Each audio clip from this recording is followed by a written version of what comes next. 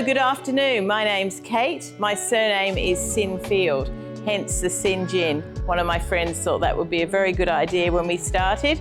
We started back in 2016, and in 2019 we moved out here to the Swan Valley because one of the things you need when you open a distillery is loads and loads of space. And in the Swan Valley we have a lot of space. Here you can see us, we're inside the Swan Settlers Market, which is a 101-year-old grape sorting shed in the centre of the Swan Valley. The Swan Valley is very famous for its table grapes, and all the table grapes from all the vineyards used to come here and be sorted and then sent out to market. And now we'll go through to the distillery. Come. So these are our stills. We have two 200-litre stills. The base product for all our gin is old Swan Valley wine. So all the old wine from the Swan Valley that's in a barrel or in a bottle that nobody wants anymore still has a high alcohol content. And we use that as our base product. And Great Northern Distillery round the corner, they distill that down to us to 96.1% pure alcohol, and then it comes in here and then we make it into gin. And here you can see we've been making bottling some Perth Pink. Perth Pink is one of our lead products, and this is a gin that's pink but not a pink gin. It's actually a proper gin. If you open them, it's very beautiful. So it's got lemon myrtle, strawberry gum and rosella flowers. A beautiful gin. As with Sin Gin, we do the 7 Deadly Sins series of gins. So we have a gin for every day of the week. We have Pride, we have Lust. Lust is a big lemon myrtle gin, very, very popular. We have Sloth, we have Envy, which is 6 native botanicals. We have our multi-award-winning Greed, which is a big juniper London dry style. And then we have Gluttony and we have Wrath, which has some mountain pepper berries and some spicier ingredients in it. And one of the great joys for me is we do a gift box of gins, and when people open up their chocolate box of gin, they say they all taste really different, which they do. I don't like getting a chocolate box where they all taste the same. That's good for fun and sharing and tasting at home. The Swan Valley is very famous for liqueurs. So one of the things we wanted to do was do some gin liqueurs. We're Sin Gin, so we only do gin. Don't come in and ask for whiskey. But we do some barrel aging. So what we've done is create a range of gin liqueurs, but this gin here is the gin that I'm most proud of. It's an old English recipe that we've changed to cope with Australian conditions, and it uses wild Tasmanian sloe berries soaked in our Greed gin for about 6 months, and it's the most highly awarded sloe gin in Australia. And I always make jokes that if we only made one gin, this is the gin we'd make. It's absolutely divine. You have it cold or on ice, or you mix it with Prosecco to make a slow royale. Just fantastic stuff. And we also make a lemon gincello, which is our take on limoncello.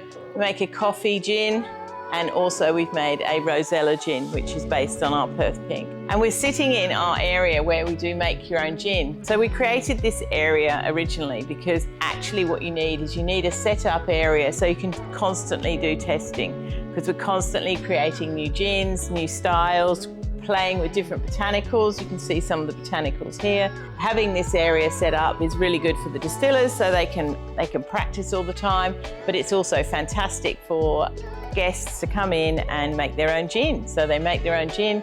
So it's about a 2.5-hour class, and they go home with a big bottle of gin, which they label over there. So it's all good fun. So it's been a really interesting journey owning a gin distillery. I think we were the 3rd or 4th gin distillery in WA, and I was the inaugural president of the WA Distillers Guild, which was a great honour and a really exciting time in our industry. I'm now on the Australian Distillers Board nationally, and our industry is having an interesting time because of government taxes, basically. So our excise tax is just way too high, and the consumers, customers, you, are paying far too much money. So write to your local MP, get that tax lowered. It goes up twice a year, CPI'd. It's absolutely incredible. And so you're just basically paying the government, not us. So that's quite an interesting problem for our industry. But meanwhile, all the distillers in WA and all the distillers around Australia work together, and it's a really nice club. Everyone's very supportive, everyone's helping each other to grow their businesses and to grow awareness of Australian spirits.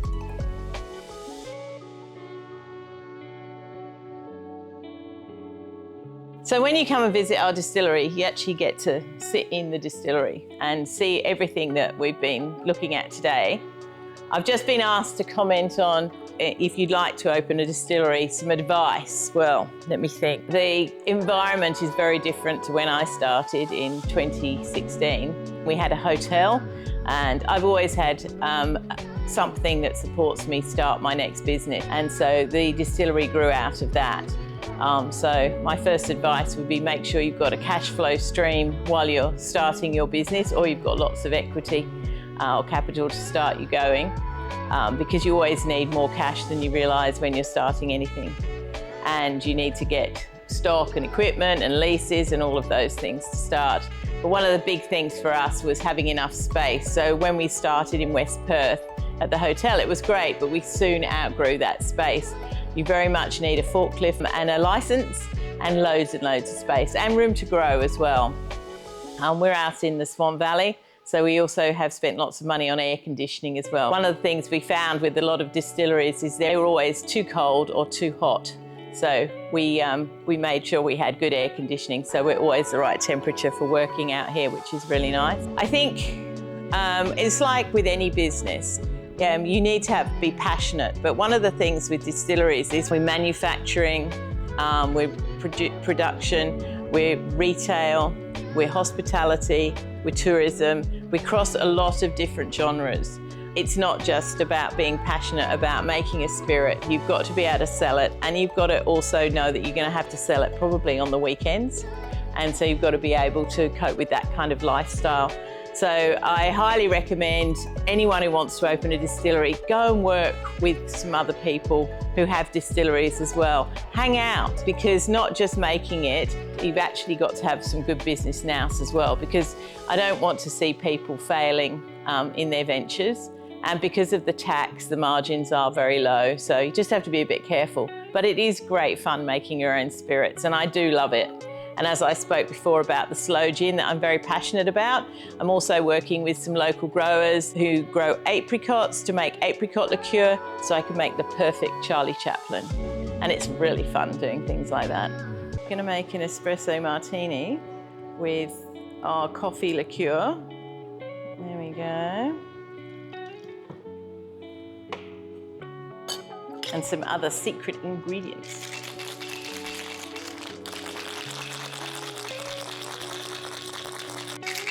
The trick is to shake it till it's really cold, and then you can be assured of some really good foam. And make sure the lid doesn't come off.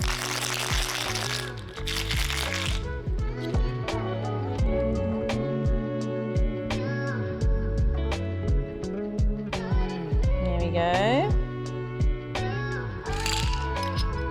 And then a little garnish. Now the trick to garnishes is you always have to use an odd number. So in this case, we're going to use 3 coffee beans. So if you're doing a piece of fruit, 1 piece of fruit, or 3 pieces of fruit. Never 2 for some reason. Here we go, enjoy it.